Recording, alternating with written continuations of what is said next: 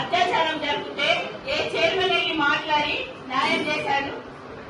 Death అయింది అమ్మాయికి అత్యాచారం జరిగితే ఎవరు వెళ్ళి మాట్లాడారు? సీఎం ఇంటి దగ్గర ఉన్న అమ్మాయికి అత్యాచారం హాస్టల్లో ఉంటే అత్యాచారం జరిగితే నోరు పంపిస్తారా?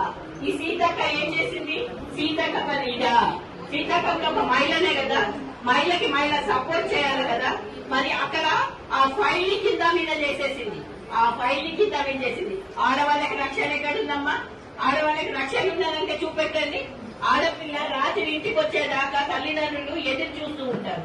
తల్లిదండ్రులు ఏమనుకుంటున్నారు అంటే, తల్లిదండ్రులు ఎదురు చూస్తూ ఉంటే ఇంట్లో ఉన్న అన్నదమ్ములు ఆడపిల్లకే మీరు ప్రేమ చేస్తారు అంటారు. కానీ ఆడపిల్ల ఒక బంగారం లాగా. అది ఏంటంటే ఆడపిల్లని వచ్చిందాకా ఎందుకు చూస్తారు అంటే రక్షణ లేదు కాబట్టి చూస్తారు. మగపిల్లడు సగం రాత్రి వచ్చినా ఆ పిల్లడు ఎట్లన్నా ఇంటికి వస్తాడు, 4 మందిని తన్నని వస్తాడు, తన్నులు తినని వస్తాడు.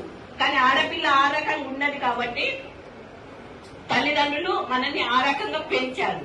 కాబట్టి మనమందరం కూడా మహిళా నాయకత్వాన్ని ఖచ్చితంగా మనం ముందుకెళ్లి ఏదైతే మనం అనుకుంటున్నామో ఈసారి మాత్రం ఈ గవర్నమెంట్ ని నిజంగా కూల్చిందాకా మనం వదిలిపెట్టద్దు. అది మనతోనే అవుతుంది, ఎవరితోని కాదు, మనతోనే అవుతుంది. ఖచ్చితంగా ప్రతి ఒక్క మండల ప్రతి ఒక్క జిల్లాలల్లో మనం చెప్పేది ఇదే. ఎందుకు అంటే ఈ రోజు ఒక 4 బైకులు ఇయ్యగానే ఈ గవర్నమెంట్ అన్ని చేసేసిందా?